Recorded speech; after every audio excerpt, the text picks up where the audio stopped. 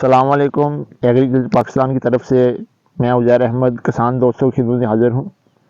आज की वीडियो में बात करेंगे गंदम की लेट कास्ट के हवाले से कि अक्सर जगह जो है मकई की फसल जो है लेट पक कर तैयार हुई है, जिसकी वजह हमारी गंदम की काश्त वहाँ लेट काश्त हो रही है, यानी कि दिसंबर में काश्त चली गई है। तो इस हवाले से बात करेंगे कि लेट काश्त गंदम के अंदर हमने बीज का जो है शरह बीज का रखनी है, अक़साम कौन सी काश्त करनी है और उसके हमने खादों की तरतीब क्या रखनी है ताकि हमारी जो पैदावार है वो ज़्यादा से ज़्यादा आ सके।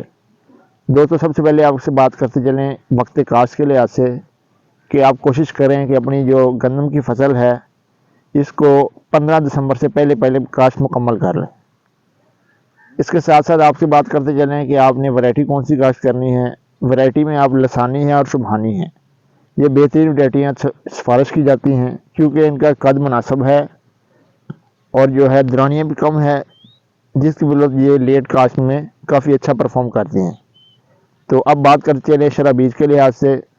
शरह बीज जो है अब आपने ज़्यादा इस्तेमाल करना है क्योंकि लेट कास्ट में मौसम की बहुत वेरिएशन आ जाती है, दर्जा हरारत की वेरिएशन आ जाती है और जिसकी वजह से हमारी बीज की जनरेशन कम होती है, हमारे खेत के अंदर पौधे की तादाद पूरी नहीं होती और हमारी पैदावार में कमी आ रही होती है।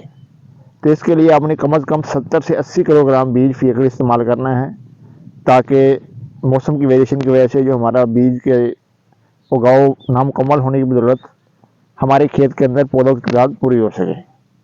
और साथ साथ आपको ये मैं बताता चलूँ कि आपने सीड ट्रीटमेंट लाजमी करना है।